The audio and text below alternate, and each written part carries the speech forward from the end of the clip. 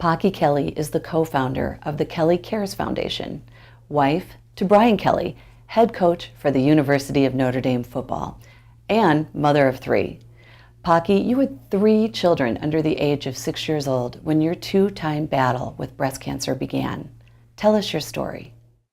Well, I'd gone to my checkup for my regular OBGYN, and just before school started, I was teaching at the time, and he asked if I was done having kids, and I said, yep. And he goes, well, we'd like you, if you're done, we'd like you to have a baseline mammogram. I said, okay. But I didn't, he goes, nothing imperative. At that time, I was 36. And so I scheduled it during, 4 or 5 months later during Christmas. And, I thought I'd be in and out. And fortunately, my first mammogram, I turned it into a 4-hour couple mammograms and then some ultrasounds. And we're trying to get ready for Christmas. My husband's like, honey, I need you to get back so I can go shopping. I'm like, honey, I don't think I'm passing this test. But they weren't too worried about it because I didn't have any family history, and I was pretty good health. And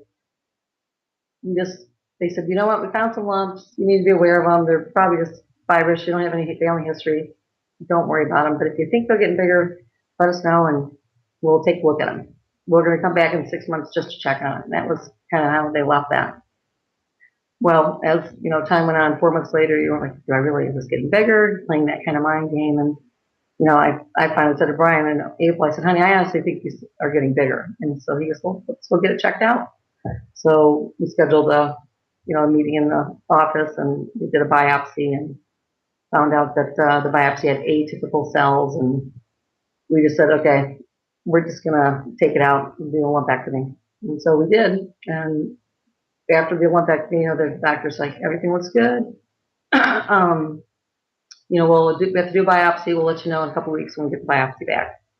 Well, the biopsy, don't worry about it. 1 in a million chance that it's cancerous. You got no history. You don't need any markers. So, don't worry about it, but we'll let you know. Well, sure enough, Brian kept asking, have you heard from the doctor? I said, no, not yet. And finally, he's asking me one day at dinner, and I did hear from him that day, and I was tested positive for cancer cells.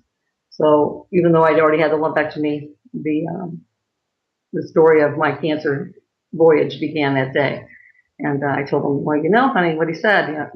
You always said I'm a 1 in a million gal. And I'm 1 in a million this time. So we started our journey of recuperating in health and getting better.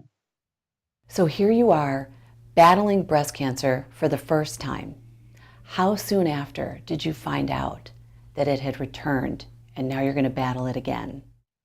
Well, we went through the whole 7 months of, I had to go through a second surgery just to make sure the margins were clean on the lumpectomy.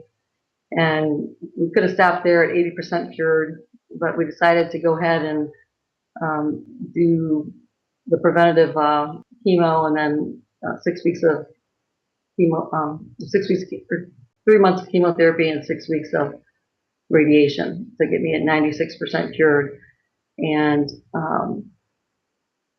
we, in that time frame, had a job change and then another job change. And my first official meeting with my new doctor in Cincinnati in 2007 was when we found I was 4 years and 3 months before my marker. I was going to hit my 5-year marker. So, but in that time frame, one of my other sisters became ill and also got breast cancer. So now, instead of being 95% cured, probably not going to get it again, I went from 95% chance. It's a family linkage now. And she ended up going through some of the genetic testing from Genomic Health.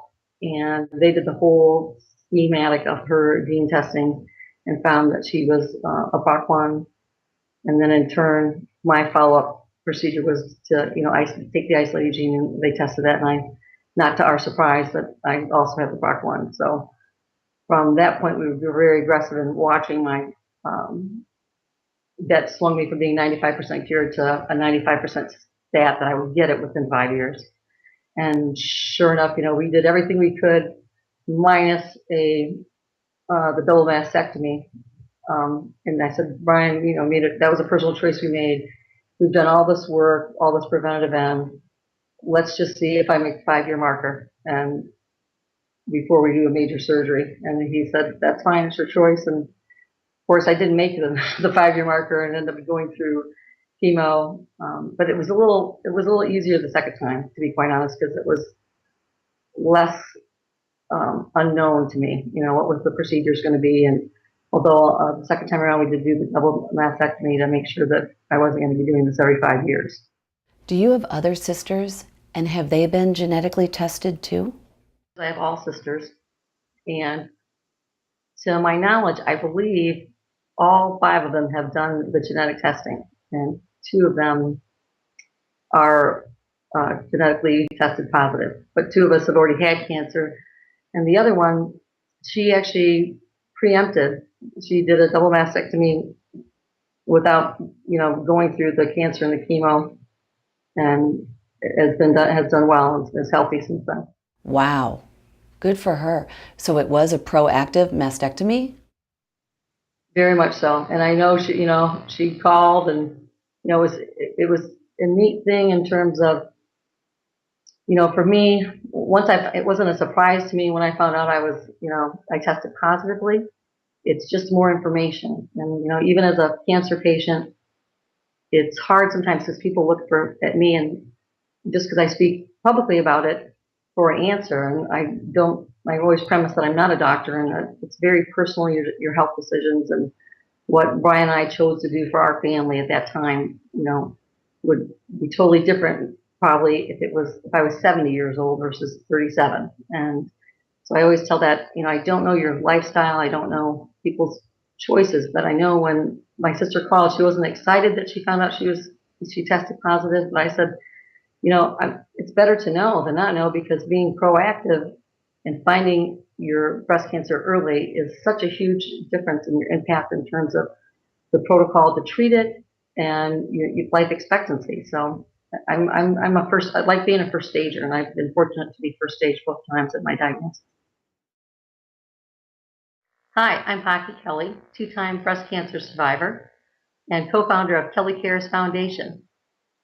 You can reach me at www.kellycaresfoundation.org and get information about how we're trying to share and help people that need help relative to breast cancer research and awareness.